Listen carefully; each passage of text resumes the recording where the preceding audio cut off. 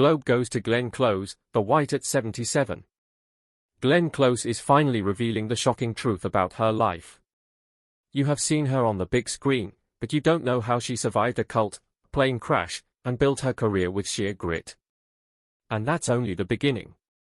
The choices she made, the risks she took, and the truths she uncovered shaped one of the most incredible lives in showbiz. Let's dive into what hasn't been told until now. Glenn Close was born in 1947 in Greenwich, Connecticut. She spent her early years living on her grandfather's estate. Her childhood seemed perfect at first, surrounded by the wealth and charm of New England. But life took a turn that shaped her future. Her father, William Taliaferro Close, was a respected doctor who worked for Congo's leader Mobutu Sese Seko. Because of his work, the family often traveled back and forth between Africa and the United States. This constant moving made Glenn's early years unstable. She struggled to make lasting friends and never felt like she truly had a home. When Glenn was 7, her life changed completely. Her father joined the Moral Rearmament, MRA, a strict religious group. The MRA started as an anti-war movement in 1938, but later became something Glenn would call a cult. The group had strict rules about how its members lived. They controlled personal beliefs and even emotions. For 15 years, Glenn grew up in this environment where she was taught to feel guilty for natural desires and could not trust her own instincts. She later described the group's leader as an old man in a wheelchair with small glasses and a hooked nose.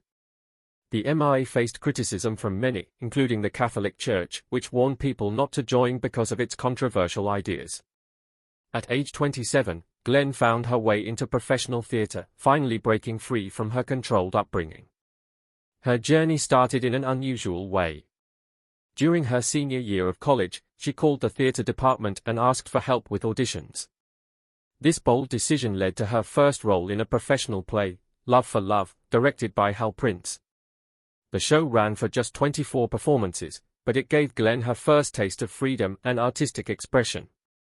She went on to appear in other productions like Rex in 1976 and The Crucifer of Blood in the late 1970s, building her reputation as a talented stage actress. Glenn Close didn't start acting in movies until she was 35. Her first film was The World According to Garp in 1982. In this movie, she played the mother of Robin Williams' character, even though she was only a few years older than him.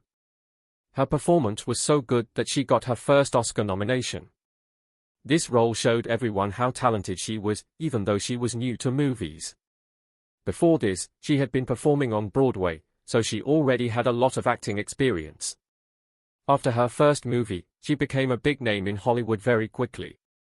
In her first 3 years, she got 3 Oscar nominations. In The World According to Garp, her character was a feminist and a successful writer, and her relationship with her son was complicated and emotional. People loved how real and deep her performance felt. Her success in this movie helped her transition from Broadway to Hollywood. In 1983, she acted in The Big Chill. She played a woman named Sarah Cooper, who was dealing with her past relationships during a college reunion. This movie became really popular and even won a big award at the Toronto Film Festival. A lot of people remember this movie because of its music. The actors listened to Motown songs while filming certain scenes, which added to the film's emotional impact. Glenn's performance earned her another Oscar nomination and made her even more respected as an actress. The next year, she acted in The Natural with Robert Redford. In this movie, she played a character named Iris Gaines. Even though she didn't have a lot of screen time, she made every moment count. There's a scene in a hospital where her acting, especially her expressions, moved people deeply. Her performance got her a 3rd Oscar nomination in just 3 years. The movie also became a classic sports film and got a lot of attention at award shows. In 1987, Glenn played a role that changed everything for her career. She acted as Alex Forrest in Fatal Attraction. At first, the filmmakers didn't think Glenn was right for the role. They wanted other actresses like Deborah Winger or Barbara Hershey, but Glenn worked hard to prove she could do it. She even talked to psychiatrists to understand her character better and created a backstory for Alex. Filming the movie wasn't easy. There was a violent scene with Michael Douglas where Glenn hit her head on a bathroom mirror. She had to go to the hospital because she got a concussion. While she was there, doctors told her she was pregnant with her daughter. Another tough moment came when the filmmakers decided to change the ending. Glenn didn't like the new ending because she thought it made Alex look like a villain instead of a tragic character. She argued with the studio for 2 weeks but finally agreed after another actor, William Hurt, convinced her to go along with it. The new ending had Alex dying in a dramatic way, which audiences liked more than the original ending. The movie became a huge hit and even created the term, bunny boiler, because of a shocking scene involving a pet rabbit. It also got 6 Oscar nominations and made Glenn a Hollywood icon. Glenn Close's Broadway journey began with a major success in 1984 when she starred in Tom Stoppard's play The Real Thing at the Plymouth Theatre. She played the role of Annie, a character navigating love, marriage, and artistic struggles while being involved in an affair. The play had a fantastic team, with Jeremy Irons as her co-star and Mike Nichols as the director. Glenn's performance was so powerful that it earned her the Tony Award for Best Actress in a Play. The production itself was a huge success with 12 Tony nominations and a run of 566 performances, opening on January 3, 1984. It was a hit from the start. It also won the Tony and Drama Desk Awards for Outstanding New Play, making it even more special. In 1992, Glenn took on another intense role in Death and the Maiden, a psychological thriller by Ariel Dorfman. She played Paulina Salas Escobar, a former political prisoner confronting the man she believed tortured her. The play opened at the Brooks Atkinson Theatre and was part of a tough Broadway season. Glenn's portrayal was raw and emotionally powerful, showing her incredible depth as an actress. That same year, she also hosted the 46th Tony Awards at the Gershwin Theatre, making it a busy but rewarding time for her. She won her second Tony Award for Best Actress in a Play for this role, joining a select group of actresses who have won multiple Tonys in the same category. One of Glenn's most famous roles came in 1994 when she starred as Norma Desmond in Andrew Lloyd Webber's musical Sunset Boulevard. The show opened at the Minskoff Theatre on November 17, 1994, and made history with record-breaking ticket sales. Glenn's performance as the delusional silent film star was unforgettable. During one preview, she stopped the show to address audience members taking flash photos, showing her dedication to the performance. The production was a massive success, running for 977 performances and closing in March 1997. Glenn's work earned her a third Tony Award, putting her among the few actors to win Tony Awards in 3 different decades. Years later, in 2017, she returned to the role at the Palace Theatre. Once again, she stopped a performance when people took photos, proving her commitment to keeping the magic of theatre alive. Glenn Close has had an interesting and complex romantic life, marked by 3 marriages and divorces. Her first marriage happened in 1969 when she was just 22. She married Cabot Wade, a musician she met while performing in a musical troupe. This marriage did not last long, ending after only 2 years in 1971. Glenn later shared that this marriage was connected to a religious group called Moral Rearmament, and she felt it was more of an arranged marriage than a choice she made herself. After this, Glenn decided to attend the College of William and Mary, where she felt she started discovering who she really was. Her second marriage came many years later, in 1984, to a businessman named James Marles. James was highly educated with degrees from Harvard, Oxford, and the University of Chicago, and he had founded a company called Union Capital Corporation. Despite his impressive background, their marriage also didn't last. They divorced in 1987. During this time, Glenn made an important observation about relationships, saying that too many women define themselves by their partners. She admitted that in her marriages, she felt like she lost her own identity. Her final marriage was in 2006 to David Evans Shaw, a biotech engineer. They had a small ceremony in Maine and were married for 9 years. This marriage ended in 2015, and their divorce was described as mutual and friendly. Glenn's publicist even clarified that Glenn did not initiate the divorce. Between her marriages, Glenn had a significant relationship with producer John Stark, and together they had a daughter, Annie, in 1988. Glenn later revealed in an emotional interview that her struggles with relationships stemmed from her childhood experiences. Growing up, she was part of a religious group that caused her deep emotional and psychological trauma, which made it hard for her to maintain lasting romantic relationships. One of the most important relationships in Glenn's life is with her daughter Annie Stark.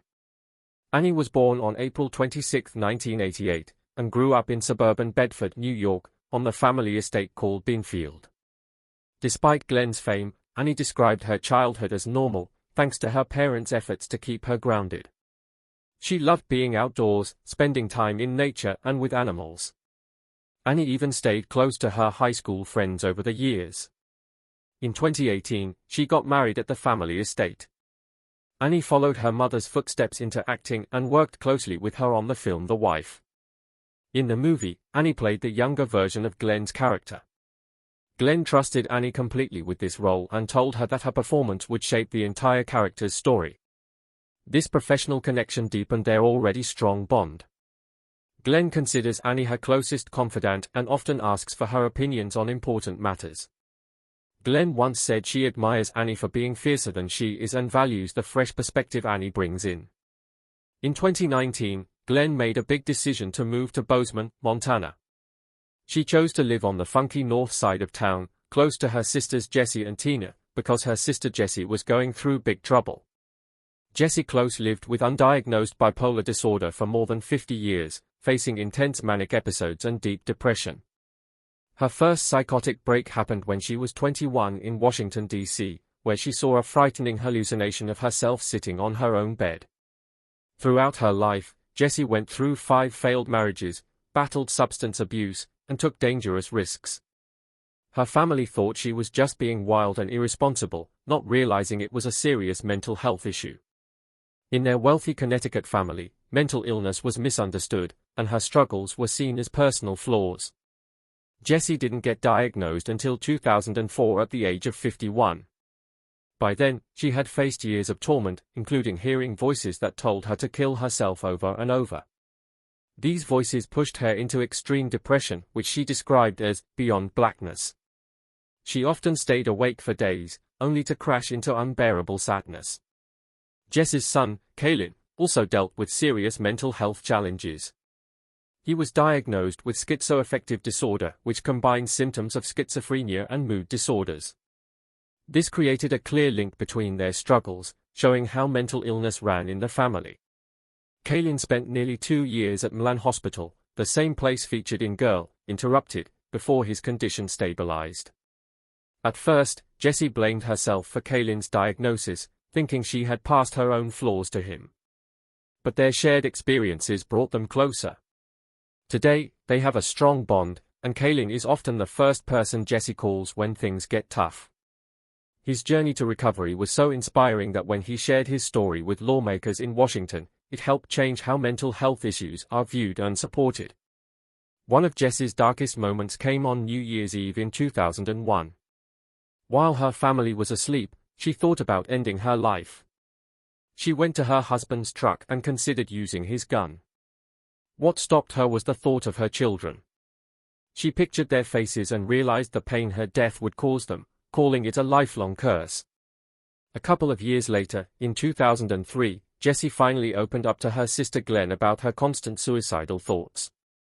This confession was a turning point. Within a week, Jessie was admitted to Milan Hospital in Boston, where she began receiving proper treatment. Glenn later admitted she feared she was very close to losing Jessie, knowing how often people with bipolar disorder die by suicide. Mental illness had affected the Close family for generations. Their mother's side of the family showed a clear pattern.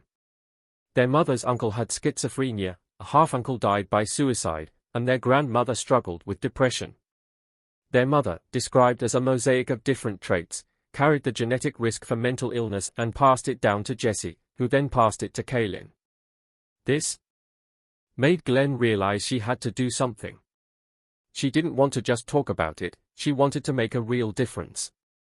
But she knew it would only work if her family stood by her. So, they all agreed to take this journey together.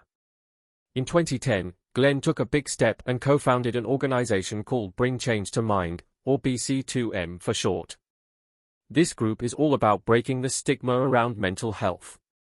They've done incredible work, like creating 7 public service announcements that have reached over 4 billion people. These messages focus on reducing stigma and spreading understanding about mental health. BC2M doesn't just guess what works, they team up with top scientists to make sure their programs are effective. What started as a small idea has now grown into a national movement. They run creative programs and campaigns and even host big events like Rebels and Revelations. This event brings together stars and supporters, and in 2024, Amy Poehler is set to receive a special award for spreading joy and hope. The organization focuses on science to make sure everything they do is backed by the latest research so people can trust the resources they offer. One of the most impressive things BC2M has done is grow their educational programs. It all began in 2015 with just 25 schools in the San Francisco Bay Area. Now, they've expanded to 540 schools in 43 states, reaching over 100,000 students. Schools that join get a lot of support, like a $500 grant for activities, free access to the Headspace meditation app, and an online portal full of resources.